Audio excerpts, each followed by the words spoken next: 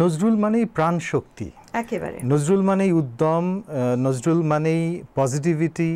আজকের যুগে যেগুলো মানুষ বলছে, মনস্তাত্ত্বিক দিক থেকেও বলা হচ্ছে যে মানুষের ভেতরে পজিটিভ এনার্জি, পজিটিভ ভাইব, নজরুলের মধ্যে সেগুলো সব ছিল। অবশ্যই। তো আমরা এই কথার ফাঁকে ফাঁকে একটু গানও শুনতে চাই আপনার কাছে। সেটি হতে পারে নজরুলের গান, হতে পারে অন্য কারো গান, কিন্তু যেহেতু আপনি একজন কণ্ঠসঙ্গীত, আপনি একজন কণ্ঠশিল্পী, সেই কারণে একটু গান, তারপরে আবার আমরা কথায় ফিরে যাব। আচ্ছা, রবি ঠাকুর তো আমাদের সবার প্রিয়, এবং অনেকেই হয়তো জানেন যে রবীন্দ্রনাথ ঠাকুরকে আমার দাদু ছোটবেলায় ইষ্ট দেবতার মতো পুজো করতেন, এবং তিনি একটা জায়গায় লিখছেন তার উপন্যাসে যে আমি গুরুদেবকে তেমন করেই পুজো করেছি, ভক্ত যেমন তার ইষ্ট দেবতাকে পুজো করে, ফুল চন্দন ধূপধুনো দিয়ে আমি পুজো করেছি। এবং প্রথম জীবনে দাদু কিন্তু রবীন্দ্রনাথের গানই গাইতেন, এবং তিনি কলকাতা থেকে শান্তিনিকেতন যাওয়ার সময় গীতাঞ্জলি মুখস্থ করে ফেলেছিলেন।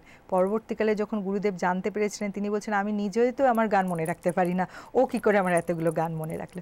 তো সেই জন্য রবি ঠাকুর ছাড়া, মানে উনি তো বিশ্বের কবি, এবং প্রথম দর্শনের পর কিন্তু রবীন্দ্রনাথকে দেখার পর দাদুর এই অনুভূতিটা হয়েছিল যে আমি এক বিশাল মহিরুয়োর ছত্রছায়ায় আশ্রয় পেলাম, মানে আমার জীবনে সব কিছু পাওয়া হয়ে গেছে তাকে।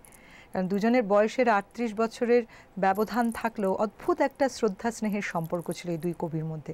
এখানেও কিন্তু অনেক বিতর্ক তৈরি হয়, জানেন তো, কে বড়, রবীন্দ্রনাথ বড় না নজরুল বড়? আমার তখন মনে হয় যারা এই বিতর্কগুলো তোলেন তারা তাদের প্রতি শ্রদ্ধা রেখেই বলছি, তারা যথেষ্ট শিক্ষিত মানুষ, তারা অনেক গবেষণা করেন, অনেক পড়াশোনা করেন, তো তারা যখন এই বিতর্কতা তোলেন তখন আমার মনে হয় যে আরেকটু বেশি করে বোধহয় জানা উচিত নজরুলকে বা রবীন্দ্রনাথকে। মানে তিনি কিভাবে সাপোর্ট দিয়েছেন নজরুলকে, কিভাবে তিনিও তার লেখার ভক্ত ছিলেন। যখন বিদ্রোহী কবিতা লিখে রবীন্দ্রনাথকে শোনালেন আমার দাদু, তখন উনি আশীর্বাদ করে জড়িয়ে ধরে বললেন যে তুমি একদিন বড় কবি হবে, আমি আজকে তোমায় আশীর্বাদ করছি। তো এত ছোট ছোট গল্প, ঘটনা রয়েছে, আমার মনে হয় সবার একটু জানা উচিত, তাহলে আমার মধ্যে যে ধোঁয়াশাটা রয়েছে সেটা হয়তো চলে যেতে পারে। রবীন্দ্রনাথের প্রসঙ্গ যেটা আসলো, সেই রবীন্দ্রনাথের গানই করি আমি, আমার বাচ্চাদের শেখাই যে গানগুলো। যদি তোর ডাক শুনে কেউ না আসে তবে একলা চলো রে, যদি তোর ডাক শুনে কেউ না আসে তবে একলা চলো রে, একলা চলো একলা চলো একলা চলো একলা চলো রে, তবে একলা চলো একলা চলো একলা চলো একলা চলো রে, যদি তোর ডাক শুনে কেউ না আসে তবে একলা চলো রে, যদি কেউ কথা না কয় ওরে ওরে ও অভাগা, কেউ কথা না কয়, যদি সবাই থাকে মুখ ফিরায় সবাই করে ভয়, তবে পরাণ খুলে ও তুই মুখ ফুটে তোর মনের কথা একলা বলো রে, যদি তোর ডাক শুনে কেউ না আসে তবে একলা চলো রে, তবে একলা চলো একলা চলো একলা চলো একলা চলো রে, যদি তোর ডাক শুনে কেউ না আসে তবে একলা চলো রে। এই যে আপনি গান শৈশব থেকেই করেছেন, কিন্তু কোনো বিশেষ কোনো সঙ্গীত প্রতিষ্ঠান বা কোনো রকম প্রাতিষ্ঠান? হ্যাঁ, আমি আসলে আমার পড়াশোনাটাই গান নিয়ে মূলত। আসলে ছোটবেলায় অনেক পারিবারিক বিপর্যয় হয়, তো তখন জীবনটা হয়তো ওরকম সহজভাবে এগোয় না। তো যেহেতু আমার গানের উপর একটা আকর্ষণ ছিল, খুব ছোটবেলা থেকে আমি ক্লাসিক্যাল শিখেছি, এটা আমার বাবার অনুপ্রেরণাতেই। বাবা কিন্তু যে বছর মারা যান সে বছরে কিন্তু আমার গুরু শ্রীমতী বাসন্তী বাগচি তাকে আমার বাড়িতে ঠিক করে দিয়েছিল যে রোজ এসে আমার মেয়েকে গান শেখাবেন। তো উনি এসে বলতেন যে ভালো করে কথাই বলতে পারে না তোমার মেয়ে, তা গান শিখবেন? তো বলছে না, আপনি ওর কানের সামনে গান করবেন, ওটা থেকেই ও শিখবে, কারণ আমি জানি ও পারবে। এই যে কনফিডেন্সটা ছিল, সেইটা আমার মনের মধ্যে না ছোটবেলা থেকে গেঁথে যেত। তারপর আমি পড়াশোনাও করলাম, এলাহাবাদ ইউনিভার্সিটিতে আমি পড়েছি গান নিয়ে, আমি সঙ্গীত বিশারদ, আমি পাশ করছি। তবে আমার সত্যি কথা বলতে কি, আমার এই পড়াশোনা করেছি বলি না, যে কোনো জিনিস না, সে উপস্থাপনা হোক বা গান হোক, এটা আমার ভেতরে আমি যদি এটাকে ধারণ করতে না পারি, সেটা হয়, মানে সেটা বোধহয় হয় না। আর আমার গান গাওয়াটা আমার মতো করে গাই, নজরুলের গান গাওয়া নিয়ে, গায়কী নিয়ে অনেকের অনেক ভাবনা চিন্তা আছে, অনেকে বলেন এটা স্টাইল। আমি মনে করি যে কোনো কবি, গীতিকার, সুরকার তারা তো তাদের মতো করে গান রচনার সুর দিয়ে যায়, সেইটুকু সম্মান আমার তাদের দেওয়া উচিত।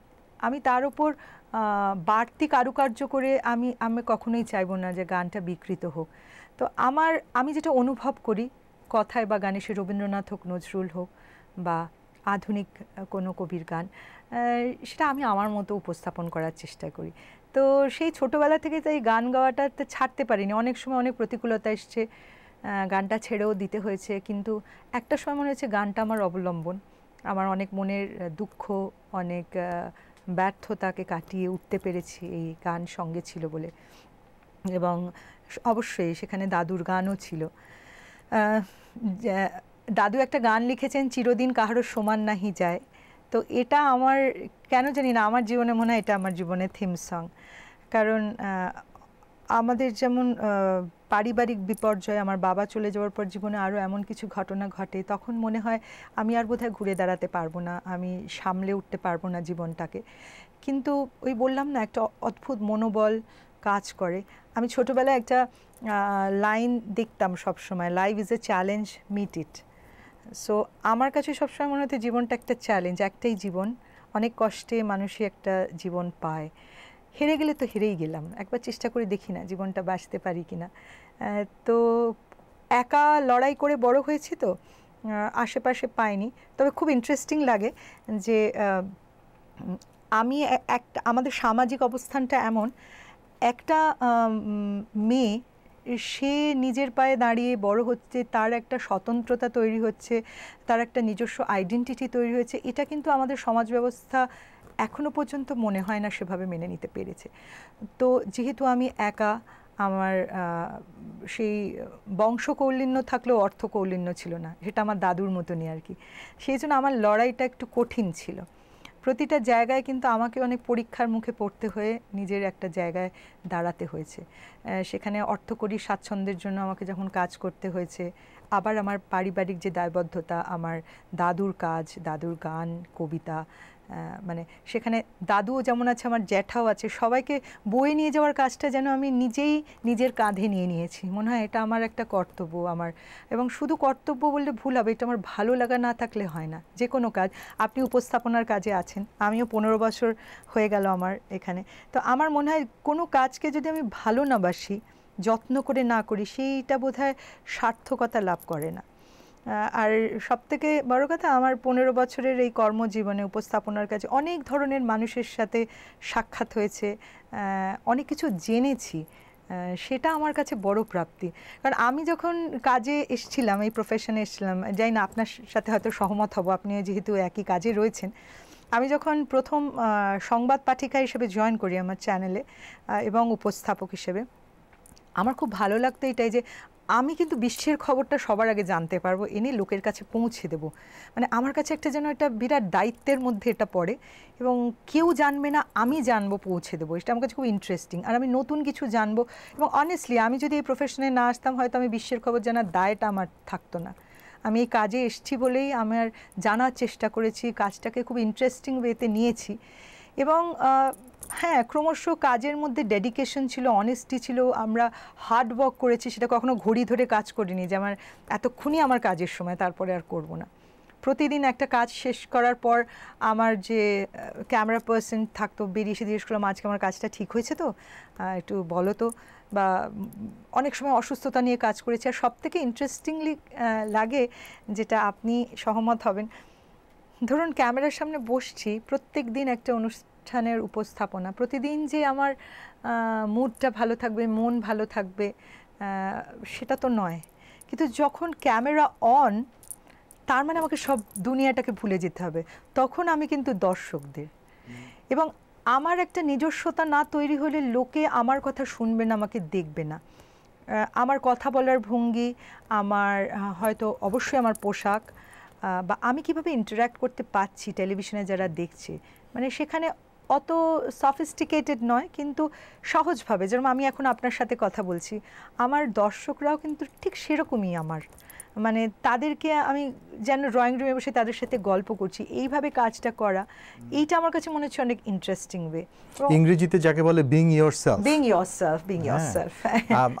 আপনার কথা আমি শুনছি। এই সাক্ষাৎকারের আগে দর্শকদের জানিয়ে রাখি যে গুছিয়ে নিয়ে এসেছিলাম অনেক প্রশ্ন, অনেক কিছু, কোনো প্রশ্নই করার প্রয়োজন হয়নি। আমি তার আগে উত্তর বলে দিয়েছি। না, সেটা শুধু তাই না, আপনি যেগুলো বলছেন সেগুলো সবই শুনতে আমার কাছে খুব ভালো লাগছে। আমি শুনছি, আমার ধারণা দর্শকরাও শুনছেন এবং তারা শুনে অনেক কিছু জানছেন, শিখছেন, বুঝতে পারছেন অনেক কিছু। আসলে শুধু নজরুল না, আপনার নিজের জীবনেও অনেক কিছু আছে যেগুলো নিয়ে আমরা কথা বলতে পারতাম, কিন্তু আমাদের যেহেতু সময় সীমিত।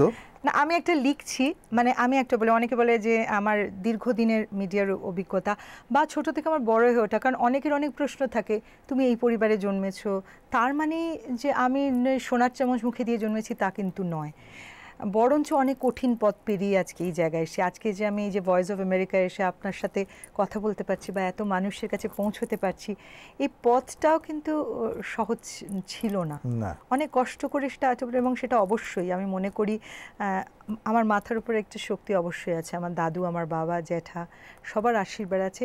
এবং আমি সবসময় মনে করি যে অনেস্টি, ডেডিকেশন, হার্ডওয়ার্ক থাকলে একদিন কোথাও না কোথাও তুমি সাকসেসফুল হবে। তো সেইটাকে নিয়েই আমার এগিয়ে যাওয়া।